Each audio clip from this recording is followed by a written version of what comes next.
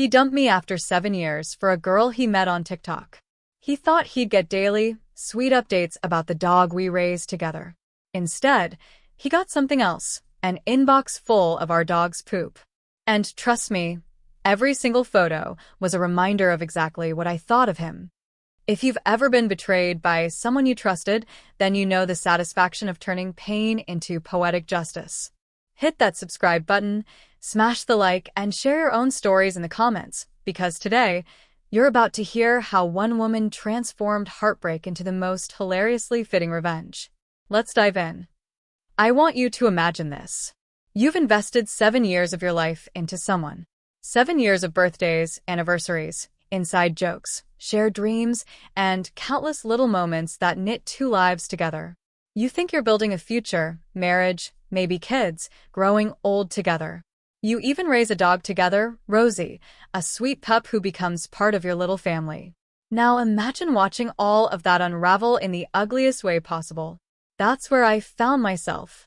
I was 25 years old, and my fiancé, let's call him Jason, 27, was the person I thought I knew better than anyone.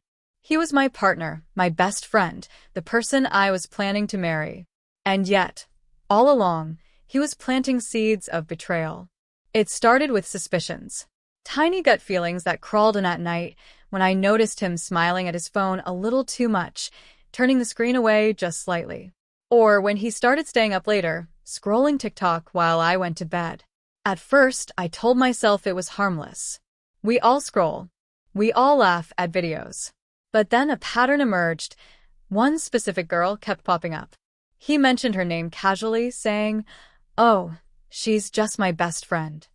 That phrase, "just my best friend," still makes my blood boil. See, the human brain is wired for pattern recognition. We can sense when something's off, even before we have proof. Psychologists call it cognitive dissonance, the tension between what we see and what we're told. My eyes saw late-night whispers and secret smiles.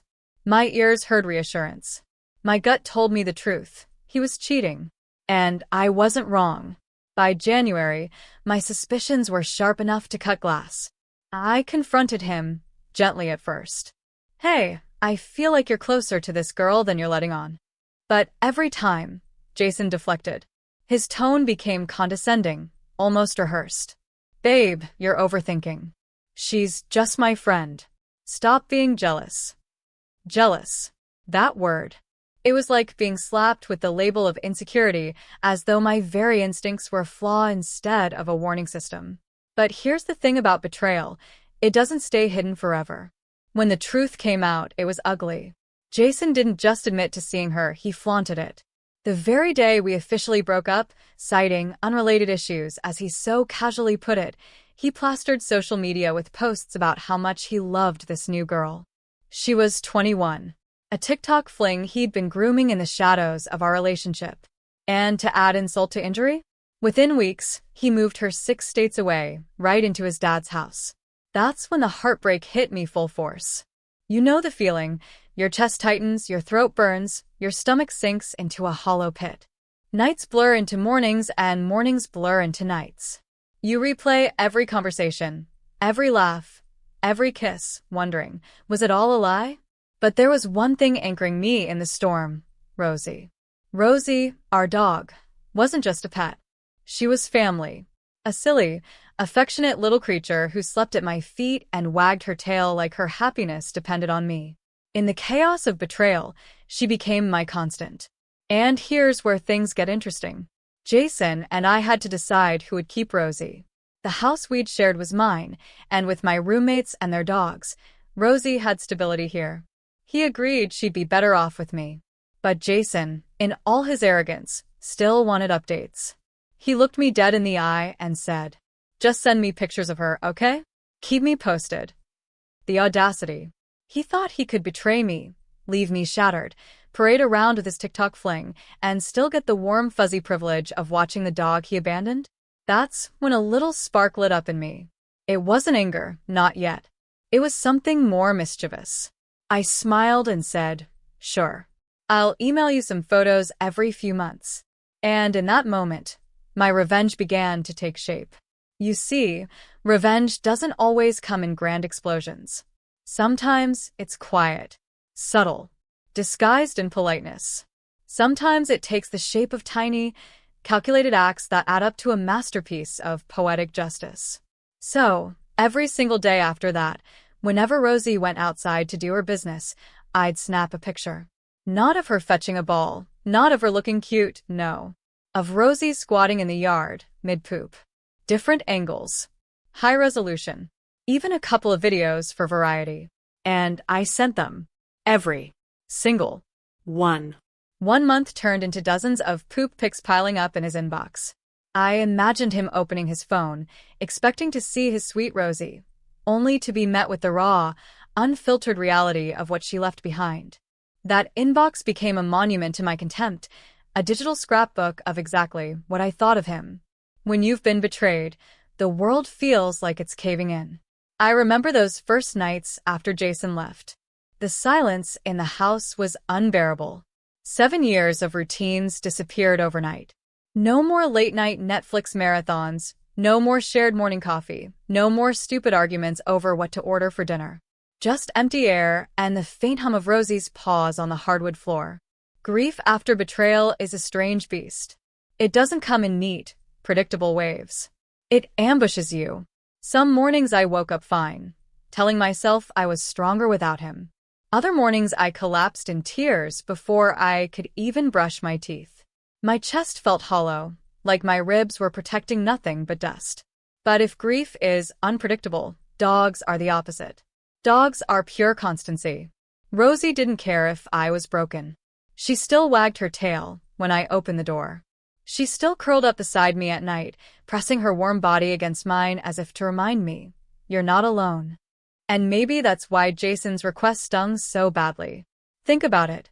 This man betrayed me in the most humiliating way possible, flaunted it online, and then had the nerve to act like he could still maintain some cute, wholesome bond through dog updates. As though Rosie's love could be divided neatly, like a piece of property. What he didn't realize was that Rosie was more than ours. She was mine now. My partner. My stability. My reminder that loyalty exists. So when he asked for updates, it was laughable. He wanted me to gift wrap the very comfort he no longer deserved. And that's when something shifted in me. There's a psychological phenomenon called humor as coping. When life becomes unbearable, sometimes the brain protects itself by finding absurdity in the pain. It doesn't erase the betrayal, but it reframes it, giving us power. That's exactly what happened to me. The first time Rosie squatted in the yard after Jason moved out, I saw her in the sunlight, tail twitching, blissfully unaware of human heartbreak. And instead of crying again, I laughed. A deep, unexpected laugh that bubbled out of me like a release valve. That's when the idea clicked. Fine, Jason. You want photos of Rosie? You'll get them. But not the ones you expect. And so began my little project. Every day, like clockwork, I'd follow Rosie outside with my phone. She'd sniff the grass, circle a few times, then squat. Click. Picture taken. Sometimes I crouched low for an artsy angle. Sometimes I zoomed in for dramatic effect. Once, I even caught a video of her mid-squat while birds chirped in the background. It became my daily ritual. Almost therapeutic. The heartbreak still hurt, but each photo I sent carried a piece of my anger out into the world. With every email, I felt lighter, stronger. And I have to admit, it was hilarious. I pictured Jason opening his inbox, expecting to see Rosie cuddling with a toy or running through the grass. Instead, a crystal clear, high-definition snapshot of dog poop. Again, and again, and again. I wanted him to feel the absurdity, the ridiculousness of what he'd lost. You don't get to keep the sweet parts of a relationship after you've burned it to the ground. You don't get loyalty after betrayal. You don't get sunshine after dragging me through a storm. But Jason? He thought he was entitled to it all. That's the thing about cheaters. There's always an undercurrent of arrogance. They believe they can break someone, discard them, and still hold on to the benefits. They want to rewrite the story so they come out clean. We just grew apart. It wasn't working.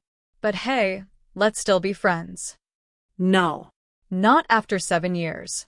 Not after deception. Not after humiliation. I wasn't giving him closure, or friendship, or warmth. I was giving him the cold, unvarnished truth through the lens of Rosie's bathroom breaks. And here's the delicious part. He couldn't even complain. Imagine him trying to bring it up. Hey, could you stop sending me pictures of Rosie pooping? It would expose him for the fool he was. After all, he asked for updates. He set the rules.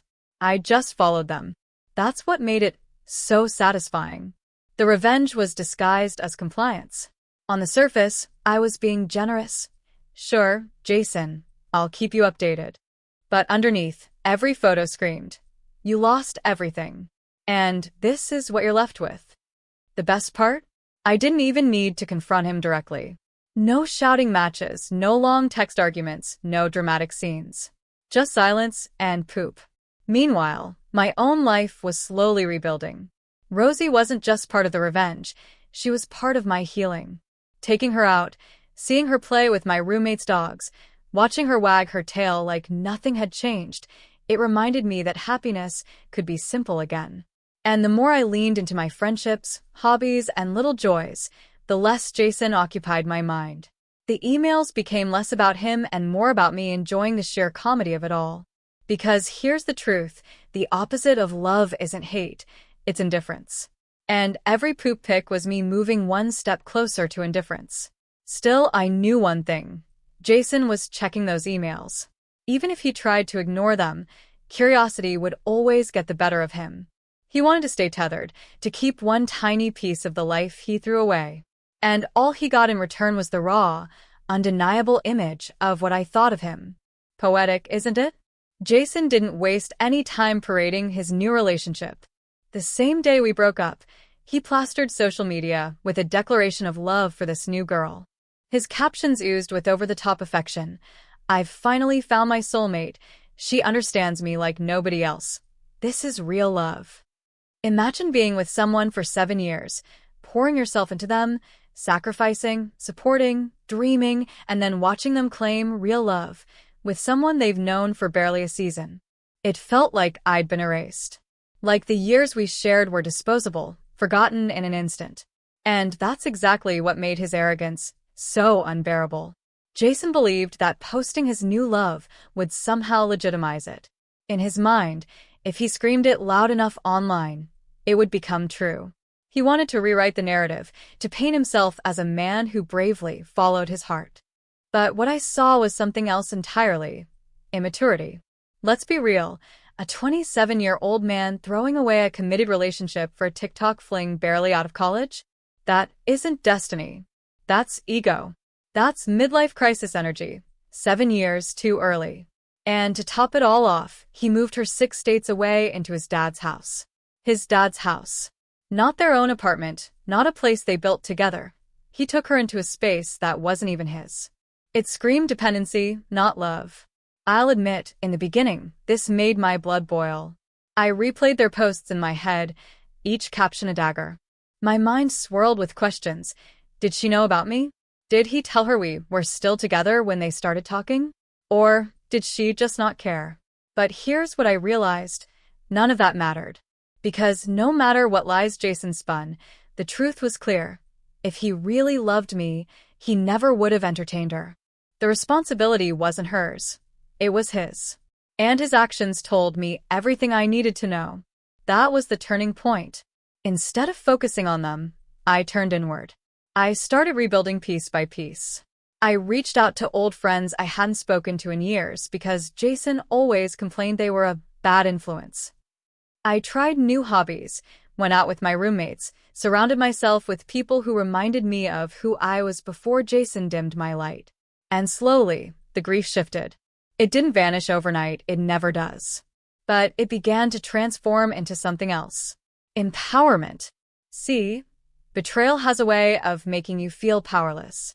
Someone takes away your trust, your love, your sense of stability, and suddenly, you feel like you have no control. That's why revenge, even in its smallest form, is so intoxicating. It's the restoration of balance. The universe might not serve justice, but you can create your own. That's what those poop pictures represented. They weren't about cruelty. They were about reclaiming power. I didn't slash his tires. I didn't scream at his new girlfriend. I didn't go nuclear. Instead, I chose precision, subtlety, humor. And that's why it worked so well. Because Jason couldn't stop it. He couldn't frame himself as the victim. He couldn't twist the narrative. All he could do was open his inbox and face the ridiculousness of what he'd lost. It was, in every sense of the word, poetic justice. Now, while I was healing and laughing at my own petty masterpiece, I couldn't help but wonder how Jason's new life was going. Sure, from the outside, it looked shiny. Young, exciting, dramatic. But relationships built on betrayal rarely last. There's always that undercurrent of suspicion. If he cheated with her, what's to stop him from cheating on her? If he lied to me so easily, what lies was he feeding her? And that's the beauty of karma. You don't have to interfere. It unfolds naturally. Meanwhile, my revenge was unfolding beautifully in its own quiet way. Each time I hit send on another photo, I felt a little stronger. I wasn't obsessing over what he was doing or who he was with. I was focusing on Rosie, my friends, my own laughter. My life was expanding, while his world, no matter how loudly he flaunted it online, was shrinking into a cycle of immaturity and desperation. Here's the fascinating thing about small revenge. Psychologists say it works better than big revenge because it's sustainable. Grand, explosive acts might feel good in the moment, but they often come with consequences, legal, social, or emotional. But small, clever acts? They're harmless, hilarious, and they let you release tension without destroying yourself in the process. And let me tell you, nothing beats the comedy of a grown man opening his inbox and finding yet another picture of a dog mid-poop. I like to imagine his face. The flicker of confusion the first time. The annoyance the 10th time. The simmering frustration the 50th time. But what could he do? He asked for updates. And I gave him exactly what he requested. Fair. Square. Ironclad. And with every photo, the balance tipped back in my favor. The first week of sending those pictures, I'll admit, I giggled like a teenager pulling a prank. But by the second week, it transformed into something more. It became a ritual. Each morning, as Rosie stretched and padded toward the back door, I'd grab my phone like a soldier preparing for duty. The sunlight would spill across the yard, and Rosie would trot around, nose buried in the grass, sniffing for the perfect spot. And then squat. I'd kneel down, phone poised, framing the moment like a wildlife photographer capturing a rare species. Click. One more addition to the growing gallery of revenge. Sometimes I'd experiment with angles. From behind, from the side, wide shots, close-ups. I had a whole creative portfolio going. Once, I even added a slow-motion video. Rosie had no idea, of course. To her, it was just another day in paradise, tail wagging in the breeze. But to me, it was art. Pure, cathartic art. And every time I pressed send, a little piece of me healed. Because here's the thing, Jason didn't just cheat. He underestimated me. He thought I'd crumble, that I'd wallow in misery while he paraded his new fling around. He thought I'd keep giving, keep sending him the warm, sweet parts of my life, like Rosie's happy smile or playful zoom eyes. But instead, I gave him the raw, unfiltered truth, literally. And that's what made it so beautiful. See, Jason was a man who thrived on image. Everything had to look good. Our relationship, his career, his social media posts. He needed validation like air. So when he asked for updates on Rosie, I knew he pictured himself showing her off, maybe even posting those photos to remind people he was still a good dog dad. But what he got was the one thing you can't spin into Instagram gold: dog poop. He couldn't post it. He couldn't brag about it. He couldn't even complain about it, because the moment he did, he'd reveal the ridiculous truth that his ex-fiancée was sending him exactly what he asked for, just not in the way he imagined. And that's the sting of quiet revenge. It robs the guilty of their ability to rewrite the narrative. Now, I'll be honest. There were nights I still cried. Healing isn't linear. Sometimes, the betrayal snuck back in, hitting me like a truck when I least expected it. But those moments didn't define me anymore. The laughter, the silliness, the empowerment of reclaiming my story, that's what carried me through. My friends started noticing the change too. "Girl, you're glowing," one of my roommates said one night as we sat around the living room with the dogs piled at our feet. And she was right. I was glowing. Not because I found someone new, not because I had some dramatic rebound, but because I found myself. I started doing things Jason never liked.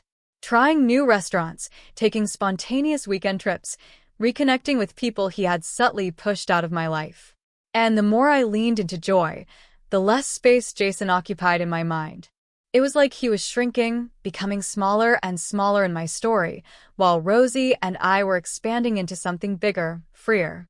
Meanwhile, I couldn't help but imagine what was happening on his end. Jason wasn't the type to sit quietly with discomfort. He needed control. He needed to feel like the good guy. And here he was, opening email after email, expecting sweetness and getting, well, the opposite. I picture him sighing, maybe even groaning, trying to explain it to his new girlfriend. Did he tell her? Could he? Imagine that conversation. Her. Did your ex send you new pics of Rosie? Him. Yeah. Sort of. Her. What do you mean, sort of? Him. She's pooping in all of them. How do you even recover from that? You don't. And that's the genius of small, calculated revenge. It lingers. It needles at the guilty in ways grand explosions never could. Big revenge gives closure. Small revenge? It keeps the wound open just enough to remind them, you messed up. I wasn't screaming at him. I wasn't stalking him. I wasn't trying to break up his new relationship. I was simply holding up a mirror, reflecting back exactly what he'd given me. Waste. But unlike him, I was turning mine into something useful, healing, laughter, freedom. And here's the part that really mattered. Every poop pic was for me, not for him. Yes, it stung him. Yes, it humiliated him in ways he couldn't admit out loud. But more importantly, it reminded me every single day that I was in control now. I was the one deciding how this story played out. That's the secret people don't talk about when it comes to betrayal. The best revenge isn't about them. It's about reclaiming yourself. And in a weird, messy, hilarious way, Rosie's bathroom breaks became my therapy. The funny thing about life is how quickly the tables turn when you stop chasing people who hurt you. When Jason left, I thought my world was ending. But slowly, I realized it was just beginning. I had freedom. Freedom to live without his constant criticisms, his subtle control, his endless need for validation. For the first time in years, I wasn't walking on eggshells, trying to keep him happy. I was just living. And it felt incredible. Meanwhile, Jason's life looked perfect online. Smiling selfies with his new girlfriend, over-filtered couple shots, captions like forever and always. But if you looked closer, you could see the cracks. His posts felt forced, overcompensating, like he was trying to convince the world, or maybe himself, that this was the best decision of his life. That he hadn't just thrown away 7 years for a stranger from TikTok. That's the thing about people who betray. They're always chasing the next high, the next validation. But deep down, they know the truth. They know what they gave up. And they know it won't ever come back. And every time his inbox dinged with another photo from me, that truth landed in his lap like a fresh, steaming reminder. Poop doesn't lie. Now, you might wonder, did he ever respond? Did he call me out? Try to stop me? The answer is no. And that silence spoke volumes. Jason was stuck. He couldn't admit what I was sending, because to admit it would be to admit defeat. To say, my ex is sending me pictures of our dog pooping, would make him the punchline of his own story. And Jason was too obsessed with appearances to ever risk that. So he suffered in silence. And honestly, that was better than any dramatic confrontation. Because his silence was proof. Proof that my revenge worked. Proof that I had found the one crack in his armor he couldn't patch up. While he stewed in quiet humiliation, I was thriving. I started saying yes to things again. Coffee dates with friends I hadn't seen in years. Spontaneous road trips. Nights filled with laughter instead of arguments. My roommates noticed it too. They said the house felt lighter, happier, freer without him. And Rosie? She was living her best life. Surrounded by dog friends, getting belly rubs daily, snuggled at my side every night. She adjusted faster than I expected, reminding me that love doesn't just disappear, it transforms. Sometimes I'd watch Rosie run through the yard, ears flopping, tongue hanging out, and I'd think, this is what loyalty looks like. This is what love really is. And that's when the contrast hit me hardest. While I was building a new life filled with joy, Jason was clinging to an illusion. A relationship born out of deceit rarely blossoms into trust. If he lied to me, why wouldn't he lie to her? If he cheated with her, why wouldn't he cheat on her? Deep down, he had to know that. And that's why the revenge stung even more. Because every time he saw Rosie's poop, he was reminded of the loyalty he'd thrown away. Dogs don't care about status or followers or filters. They care about love, stability, presence. And Jason gave all of that up, for what? A TikTok fantasy? That's the cruel irony. He lost the one creature who loved him unconditionally. And the only updates he got were a grotesque reflection of what he deserved. But here's what surprised me most. The poop pics became less about him and more about me. At first, it was pure pettiness, a way to sting him back. But over time, it became a symbol. A reminder that I wasn't powerless. That I could take something ugly, a breakup, betrayal, humiliation, and turn it into something funny, empowering, and healing.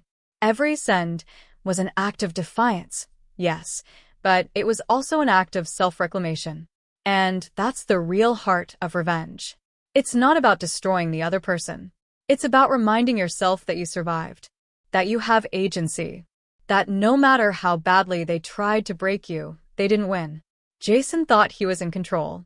He thought he held the upper hand by moving on so quickly, by flaunting his new fling, by demanding updates like he still had some claim to my life. But in reality, I was the one pulling the strings. Quietly, subtly, hilariously. And he couldn't do a thing to stop it. That's the beauty of poetic justice. It doesn't need to be loud. Sometimes, the sweetest revenge whispers. And mine? Mine whispered through an inbox full of poop. Healing has a funny rhythm. One day you feel unstoppable, like you've conquered the world. The next, you catch yourself scrolling old photos and wondering how you ever loved someone who could betray you so deeply. But little by little, the highs outweigh the lows. And that's where I found myself, not fully healed yet, but healing faster than I thought possible. And a lot of that came down to perspective. See, when Jason left, I thought I had lost everything. 7 years felt wasted, like I'd thrown away the best years of my youth on someone who didn't deserve it. But the truth? Those years weren't wasted. They taught me exactly what I would never tolerate again. They showed me my resilience. And they led me to one of the funniest, most oddly empowering revenges I could have ever dreamed up. Meanwhile, Jason's new life was beginning to look less like a love story and more like a circus act. At first, his social media was bursting with energy, selfies, couple TikToks, romantic captions. But after a while, something shifted. The frequency of posts slowed. The smiles looked more strained. The captions lost their spark. Now, I can't say for sure what was going on behind those carefully filtered images. But I can guess. Because here's the truth. Relationships born from betrayal rarely have strong foundations.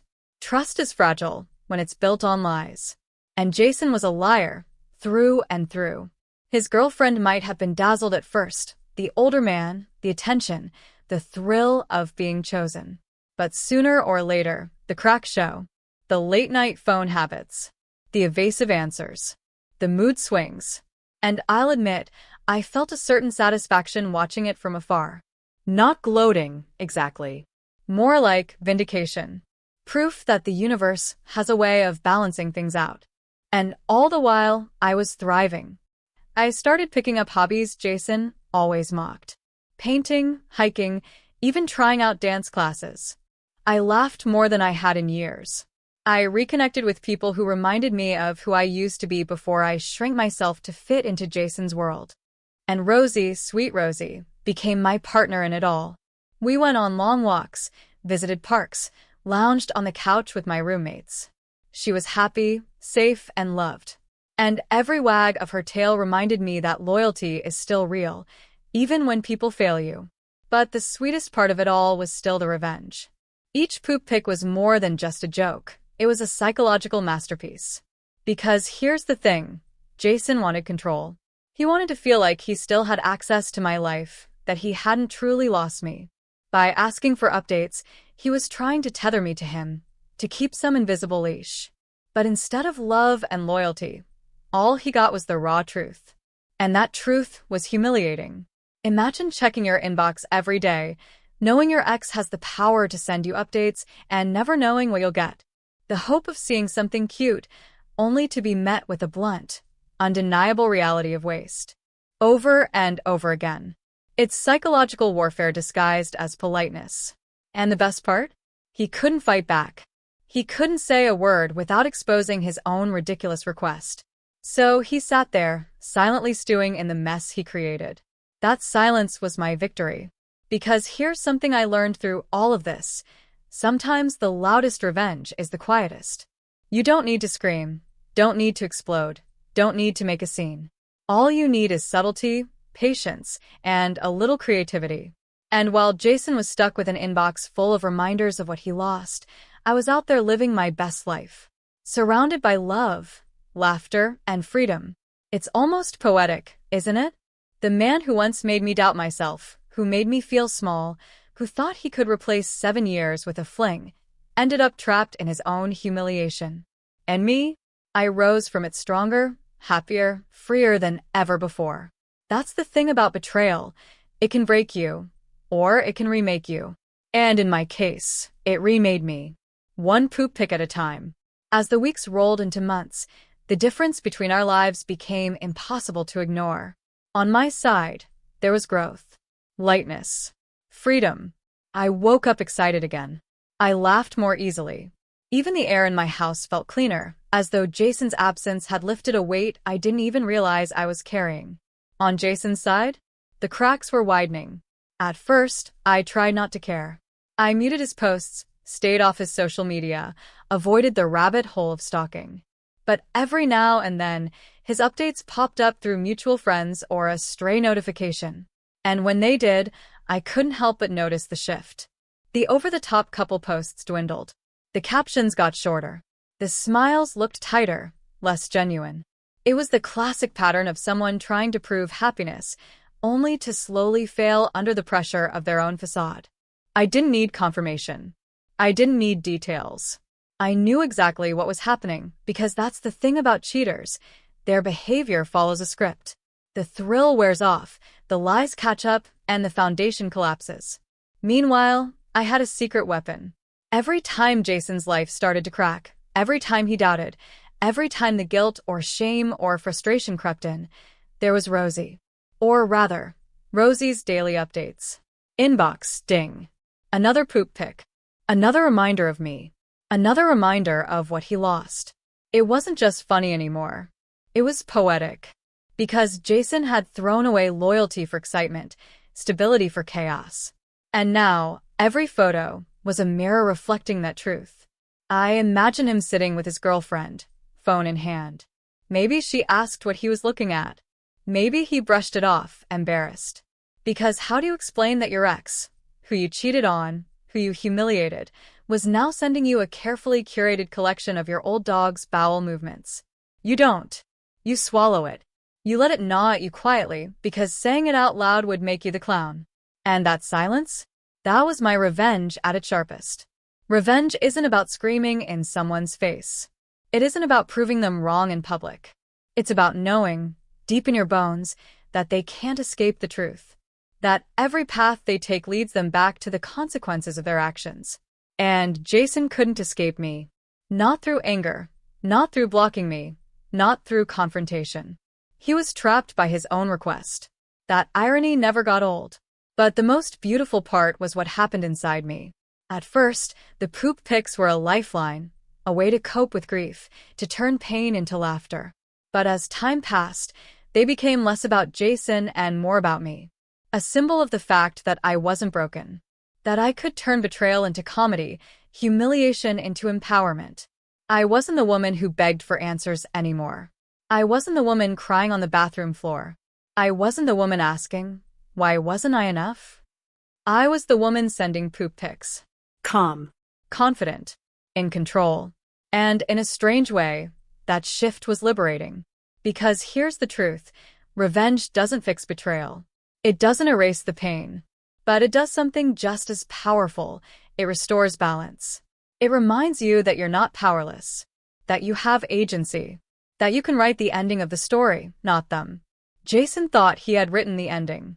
He thought he had moved on, replaced me, started fresh. But my quiet, relentless updates reminded him every single day, you don't get the last word. And that's when the healing really settled in. I didn't need to stalk his new girlfriend. I didn't need to compare myself to her. I didn't need to care about what they were doing. Because deep down, I already knew the truth. Their relationship was built on lies, and mine with myself was finally being rebuilt on honesty. That contrast was everything. Him, clinging to an illusion, trapped in silent humiliation. Me, laughing with friends, exploring new hobbies, cuddling Rosie, living freely. And every poop pic I sent was the punctuation mark on that story. By the time the second month rolled around, I had a whole collection.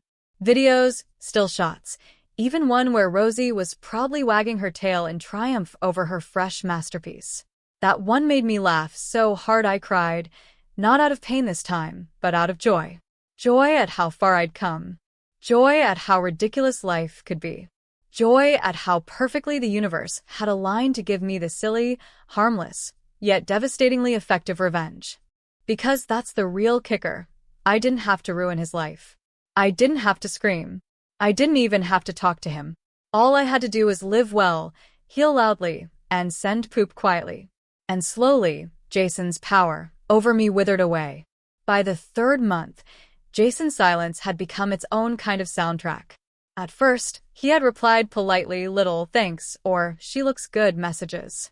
I never responded. I just sent another photo the next day. Then the replies stopped. Not suddenly, but gradually. A thanks became a thumbs up emoji. Then the thumbs up disappeared. Until finally nothing. No response. No acknowledgement. Just silence. But I kept sending. Because here's the thing. Silence doesn't mean peace. Sometimes silence means someone's patience has worn thin, their pride is cracking, and they don't know how to handle it.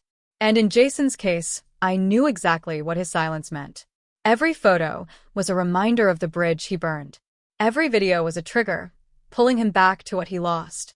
And the fact that he couldn't complain, couldn't lash out, couldn't even block me without admitting defeat, that silence was louder than any words he could have sent. Meanwhile, my life was blooming in ways I hadn't expected. I was reconnecting with old friends I'd drifted from during the relationship. I was trying things Jason always said were a waste of time, like painting, hiking, or even silly game nights with my roommates. And I was finding joy in them, joy that had nothing to do with him. It wasn't just healing. It was rediscovery. The girl I had been before Jason, the bright, silly, adventurous version of myself, was resurfacing. And every day I felt her a little stronger. One night, I was sitting on the couch with Rosie curled against my side, painting with my roommates while music played in the background. And it hit me. This wasn't revenge anymore. Not really. It was liberation. Jason thought he'd taken everything from me.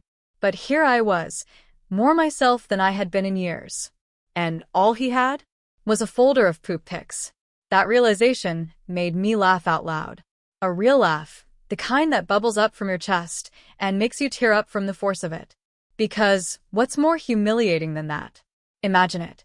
The man who once strutted around claiming loyalty and love, who looked me in the eye and said, "Don't worry, she's just a friend," was now living a life where his inbox was a digital shrine to his mistakes. Every picture said what I didn't need to. I see you for who you really are. And I'm not impressed. And that, to me, was the sweetest form of revenge. Not his suffering. Not his humiliation. But my freedom. See, betrayal cuts deep because it convinces us we're powerless, that someone else holds all the cards, that their choices define us. But revenge, when it's clever, when it's poetic, when it's measured, it hands those cards back. I wasn't Jason's victim anymore. I was the author of my own ending. And the ending I chose wasn't just his humiliation. It was my happiness. By the 4th month, Rosie had fully adjusted to her new life. She had a pack of friends in the neighborhood, a cozy spot on the couch, and endless belly rubs. She still looked for Jason sometimes. Dogs are loyal in ways humans rarely are, but she wasn't sad anymore. She was thriving. And in a way, that mirrored me. Jason and I had both lost Rosie's trust. But unlike him, I had earned it back. With consistency. With love. With loyalty. That's something Jason would never understand. Around that time, a mutual friend casually mentioned that Jason wasn't posting much anymore. His girlfriend's presence on his page had all but disappeared. There were whispers of fights, of tension, of cracks spreading fast. I didn't gloat. I didn't celebrate. Because I didn't need to. Their downfall wasn't my victory. My victory was already here, in my laughter, in my freedom, in Rosie's wagging tail every time I walked through the door. Still, I couldn't deny the poetry. Jason had traded loyalty for novelty, stability for chaos, honesty for lies. And what did he get? An inbox full of poop, a fading relationship, and a life that looked hollower every day. And what did I get? Myself. The balance couldn't have been clearer. And in that balance, I realized something important. The best revenge isn't about making someone else miserable. It's about refusing to let them keep you miserable. Jason's punishment was never going to come from me yelling at him, or from trying to destroy his relationship. His punishment was waking up every day to the reality he chose, and knowing that reality included losing me. My justice wasn't about his pain. My justice was about my peace. And thanks to Rosie, that peace came wrapped in humor. Because even now, even months later, I still send the pictures. Not because I need to anymore, but because I want to. Because it makes me laugh. Because it reminds me of the power of choosing joy, even in the messiest situations. Literally messy. So while Jason's silence grows heavier, my laughter grows lighter. While his pride festers, my freedom blossoms. While his inbox fills with regret, my life fills with love. And that, right there, is the most satisfying revenge of all. By the 5th month, Jason was no longer a shadow in my daily life. He wasn't texting. He wasn't calling. He wasn't posting online the way he used to. That part of my world, the chaos of his presence, was finally gone. And yet, he wasn't entirely gone, was he? Because every time I hit send on another photo of Rosie squatting in the yard, I knew that somewhere, across the digital divide, Jason had to see it. Even if he didn't open it, even if he pretended to ignore it, the notifications alone would remind him, you wanted updates. These are your updates. That thought carried a special kind of satisfaction. Not loud, not dramatic. Just steady. Like water dripping on stone, eroding pride drop by drop. Meanwhile, my world had become brighter than I ever imagined. I was going out with friends again. Taking spontaneous road trips. Trying art classes. Volunteering at a local shelter. Things I never had time or energy for when I was constantly monitoring Jason's moods, trying to hold together a relationship he'd already checked out of. There was a lightness to my days. Even my mornings felt different. Instead of waking up with a knot in my stomach, wondering if Jason was lying or if I'd have to put on a brave face to keep the peace, I woke up to Rosie's happy paws on the bed. I woke up to freedom. It's amazing what peace feels like once you've forgotten it. But Jason? He was on the opposite path. Through the grapevine of mutual friends, those little whispers that always find their way back, I heard bits and pieces.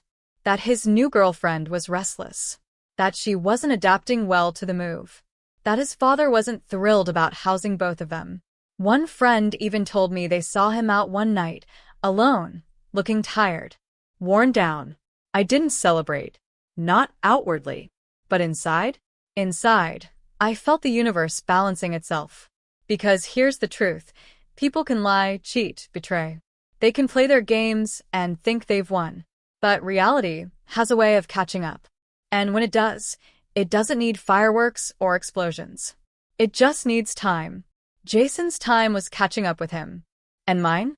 Mine was moving forward. There's a kind of poetic symmetry in that, isn't there? The person who tried to break me down ended up crumbling under his own choices. The person who thought he'd traded up ended up trading himself down. And me? I rose. Not in some Hollywood, dramatic, look at me now way, but in the quiet, powerful way of living a better life. Of laughing more, worrying less, and surrounding myself with people and creatures who actually deserved my love. That was the climax of it all. Not the photos. Not the silence. Not even Jason's unraveling. The climax was me, standing in the middle of my living room one afternoon, looking around at my friends laughing, Rosie curled up with her pup pals, my heart feeling full, and realizing that I wasn't thinking about Jason at all. He had become irrelevant. And that's the ultimate revenge, isn't it? Because the opposite of love isn't hate. Hate still ties you to someone. It's indifference that sets you free.